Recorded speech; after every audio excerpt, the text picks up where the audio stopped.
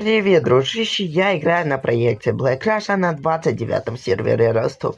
И хотел бы тебя тоже позвать на данный проект. Также хотел взять и сказать, что у меня совсем скоро будет выпуск, получается, 27.03.2026 года будет выпуск «Путь с бомжа».